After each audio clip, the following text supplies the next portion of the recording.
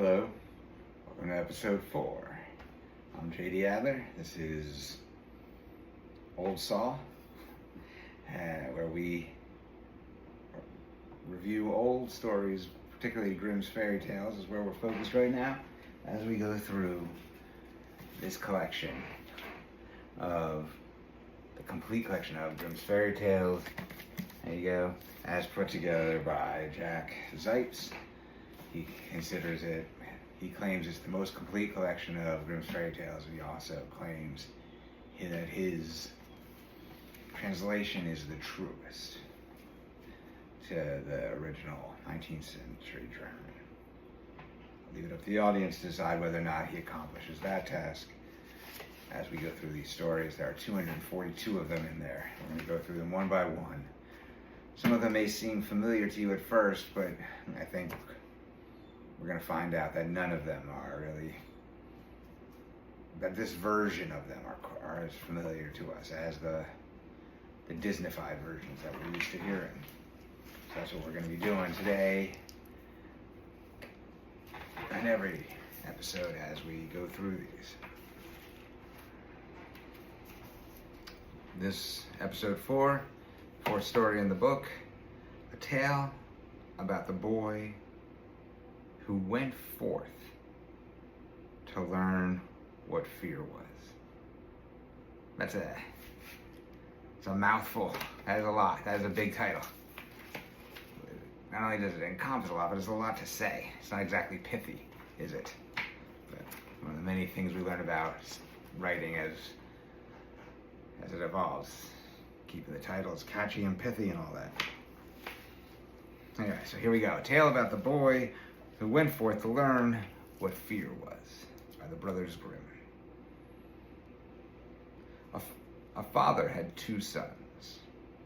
The older was smart and sensible and could cope in any situation, while the younger was stupid and could neither learn nor understand anything. Whenever people encountered him, they said, "He'll always be a burden on his father." What a bunch of dicks.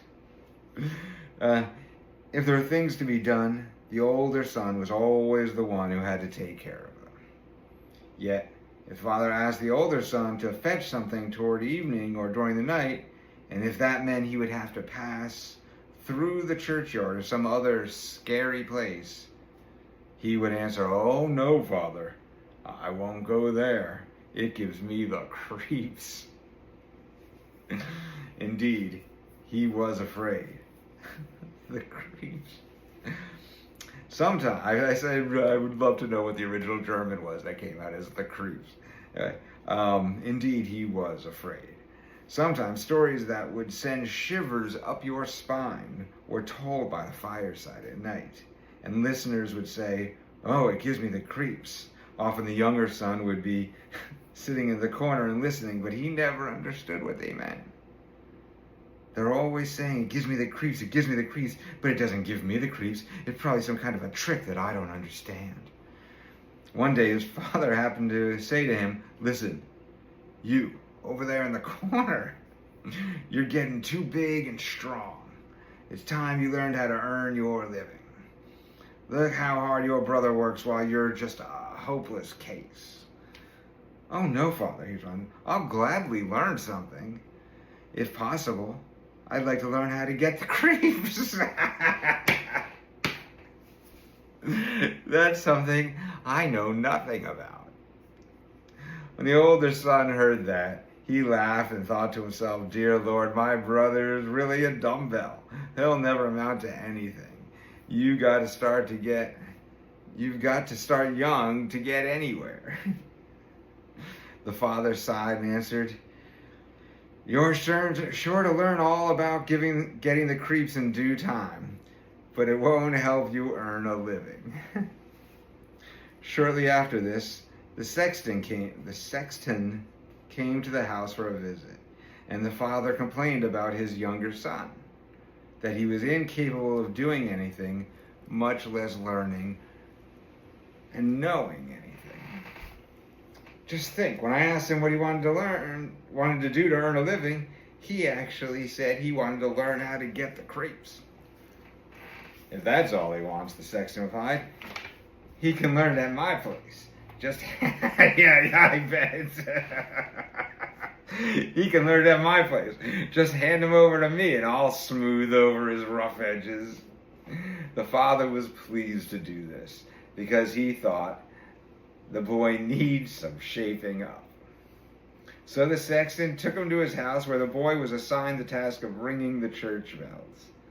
After a few days had passed, the sexton woke him up at midnight and told him to get up, climb the church steeple, and ring the bell.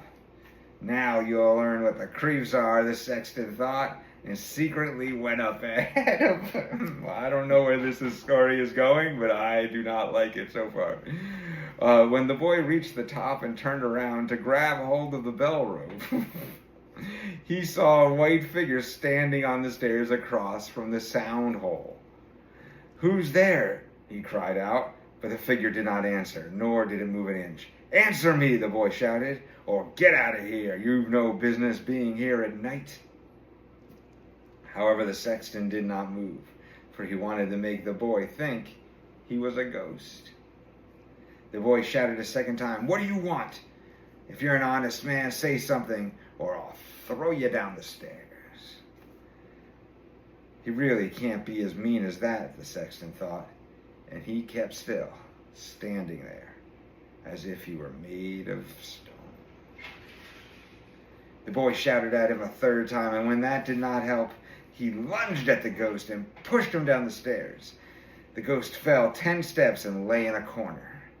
The boy then rang the bell, went home, got into bed without saying a word, and fell asleep. The sexton's wife waited for her husband for a long time, but he failed to return. Finally, she became anxious, woke the boy, and asked, "Do you know where my husband is? He climbed the steeple ahead of you." "No," replied the boy, "but someone was standing across from the sound hole, and he refused to answer me or go away. I thought he was some sort of scoundrel and pushed him down the stairs. Why don't you go see if it wasn't him? I'd feel sorry if it was." The wife ran off, found her husband, who was lying in a corner and moaning because of a broken leg. She carried him down the stairs and then rushed off to the boy's father, screaming as she went. "Your boy has caused a terrible accident," she cried out. "He threw my husband down the stairs and made him break a leg. Get that good-for-nothing out of our house." The father was mortified, ran straight to the sexton's house where he began scolding the boy. "What kind of godless tricks have you been playing? The devil must have put you up to it." "Father," he replied, "just listen to me. I'm completely innocent. He was standing there in the dark like someone who had evil designs. I didn't know who he was, and he warned him 3 times to say something or go away." "Ah," said the father, "you'll never be anything but trouble for me. Get out of my sight. I don't want to see you anymore." "All right, Father. Gladly. Just give me until daylight, and I'll go away and learn how to get the creeps. Then I'll know a trick or two and be able to earn a living." "Learn what you want," the father said. "It's all the same to me. Here's 50 talers. I don't know what a talers is. I get money of the day. 50 talers. Take them and go out into the wide world. But don't tell anyone where you come from or who your father is, because I'm ashamed of you." What a dick. I mean, seriously, what a dick. "Yes, Father, as you wish. If that's all you desire, I can easily bear that in mind." At daybreak, the boy put the 50 talers in his pocket, went out on the large highway, and kept saying to himself, "If I could only get the creeps. If I could only get the creeps." As the boy was talking to himself, a man came up along and overheard him. When they had gone some distance together, they caught sight of the gallows, and the man said to him, "You see that tree over there? That's where 7 men were wedded to the rope maker's daughter. Now they're learning how to fly. Sit down beneath that tree and wait till night comes. Then you'll certainly learn how to get the creeps. If that's all it takes, the boy responded, I can do it with ease. And if I learn how to get the creeps as quickly as that, you shall have my $50. Just come back here tomorrow morning. The boy went to the gallows, sat down beneath it, and waited until evening came. Since he was cold, he made a fire. Nevertheless, at midnight the wind came colder, and he could not get warm in spite of the fire. When the wind knocked the hanged men against each other, and they swung back and forth, he thought, if you're freezing down by the fire, they must be really cold and shivering up there, since he felt sorry for them. He took a ladder, climbed up, untied one hanged man after another, and hauled all 7 down to the ground. Then he stirred the fire, blew on it, and set them all around it so they might warm themselves. However, they sat there without moving, and their clothes caught on fire. Be careful, he said. Otherwise, I'll hang you all back up there. The dead men did not hear. Indeed, they just remained silent and let their rags continue to burn. Then the boy became angry and said, if you won't take care, I can't help you, and I surely won't let you burn me. So he hung them back up again all in a row, sat down by his fire, and fell asleep. Next morning the man came and wanted his $50. Well, he said, now you know what the creeps are. No? How should I know? The men up there didn't open their mouths. They're so stupid they let the few old rags they're wearing get burned. The man realized he would never get $50 that day, so he went off saying, never in my life have I met anyone like that. The boy also went his way, and once again he began talking to us. Oh, if I could only get the creeps. If I could only get the creeps. A carter who was walking behind him overheard him and asked, who are you? I don't know, answered the boy. Where do you come from? I don't know. Who's your father? I'm not allowed to tell. What's that you're always mumbling to yourself? Oh, the boy responded, I want to get the creeps, but nobody can teach me how. Stop your foolish talk, said the carter. Come along with me, and I'll see if I can find a place for you to stay. The boy went with the carter, and in the evening they reached an inn where they intended to spend the night. As they entered the main room, and the boy spoke loudly once more, if I could only get the creeps! If I could only get the creeps!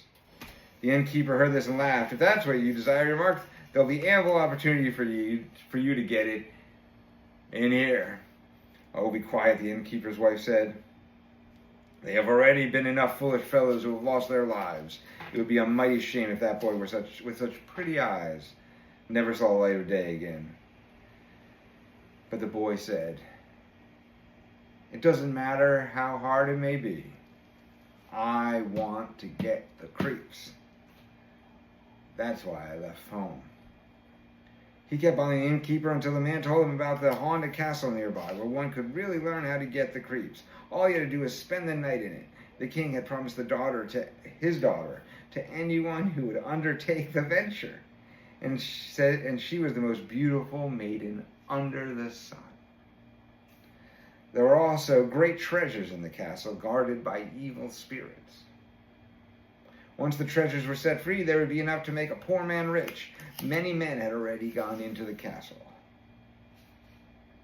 but none had ever come out again. The next morning, the boy appeared before the king and said, if I may have your permission, I'd like to spend 3 nights in the haunted castle.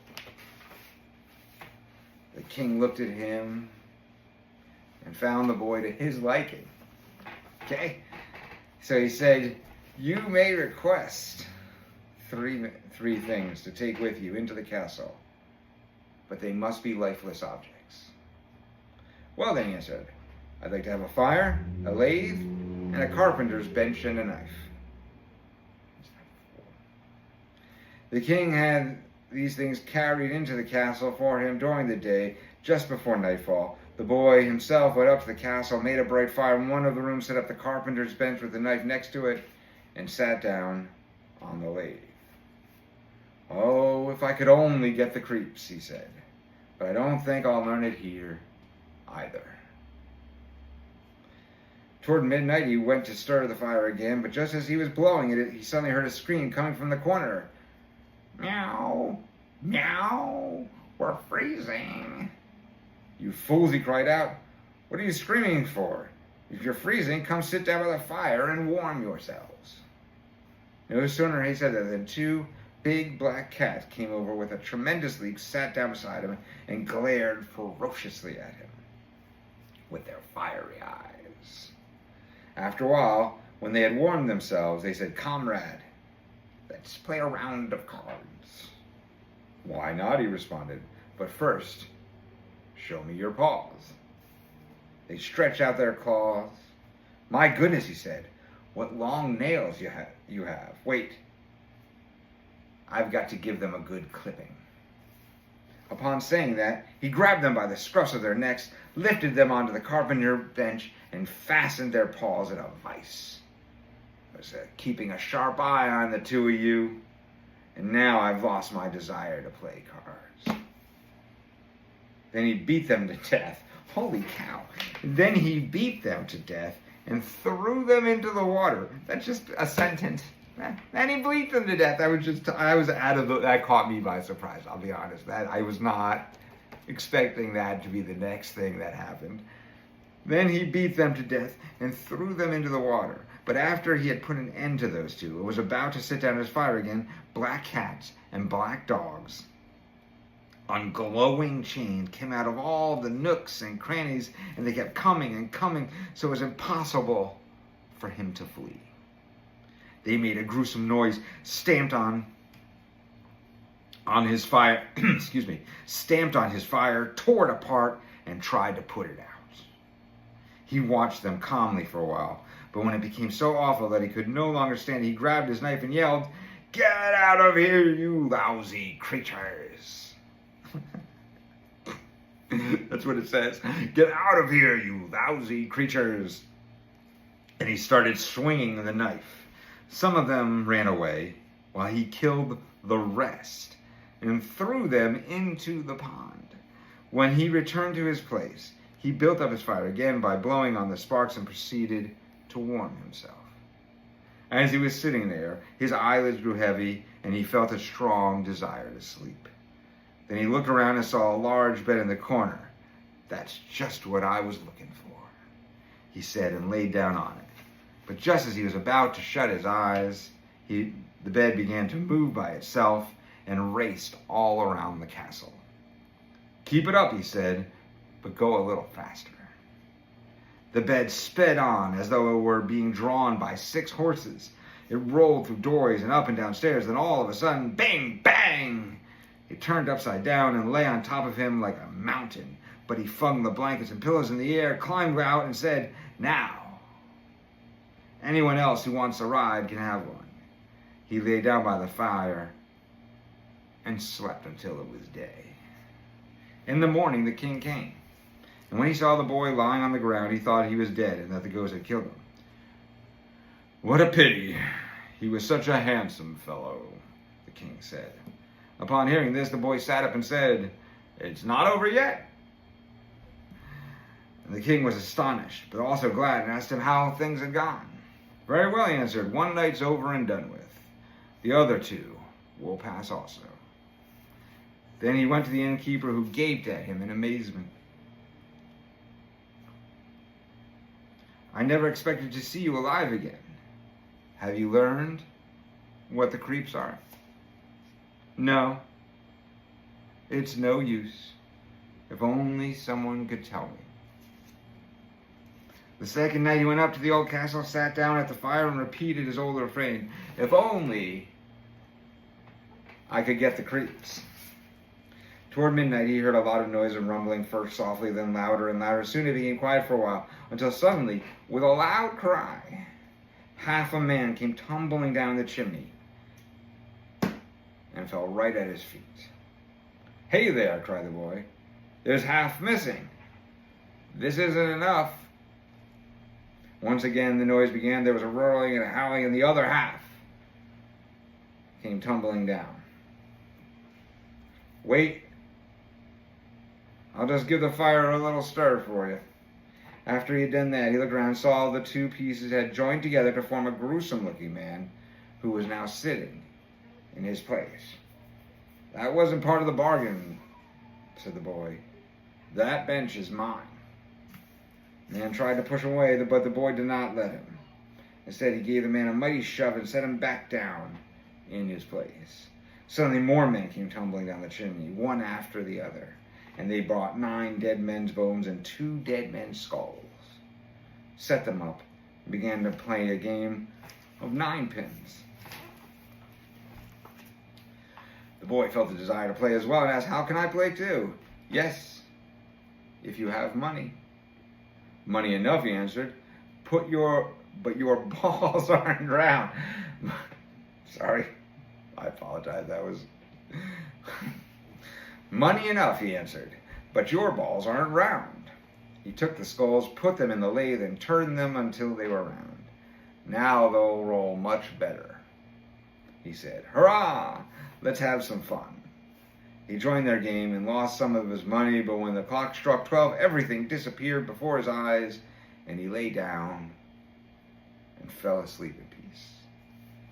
The next morning the king came to inquire about him, and he asked, "How did things go for you this time?"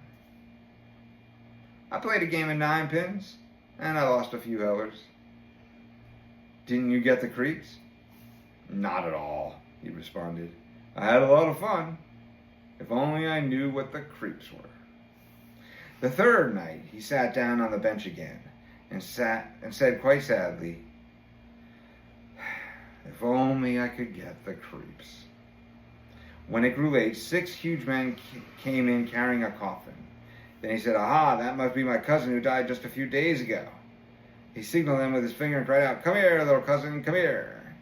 They set the coffin on the ground, and he went over and lifted the lid. There was a dead man lying inside, and the boy felt his face, which was as cold as ice. "Wait," he said. "I'll warm you up in a bit." He went to the fire, warmed his hands, placed it on the dead man's face, but it remained cold. So he took the dead man out and set him near the fire. Then put him on his lap and rubbed his arms, and his blood began circulating again. When that did not work, the boy recalled that 2 people can warm each other up when they lie in bed together. So he brought the man to his bed, covered him, and laid down beside him. After a while, the dead man got warm and began to move. Little known trick for necromancy. Just a little homoeroticism. Necroeroticism will raise the bed. Bet you didn't know that. "You see, cousin, what if I hadn't warned you?" The dead man shouted, "Now I'm going to strangle you." "What?" the boy responded. "Is that my thanks? I'm going to put you right back into your coffin." He lifted him up, tossed him inside, and shut the lid. Then the 6 men returned and carried the coffin away. "I can't get the creeps," the boy said. "I'll never learn it here, no matter how long I live." Just then a ghastly-looking man entered. He was older and larger than the others and had a long white beard. "Oh, you scoundrel!" the man cried out. "Now you'll learn what the creeps are, for you're about to die." "Not so fast," said the boy. "If I'm about to die, you'll have to get me first." "Don't worry, I'll get you," said the monster. What monster? I guess that's the ghastly-looking man.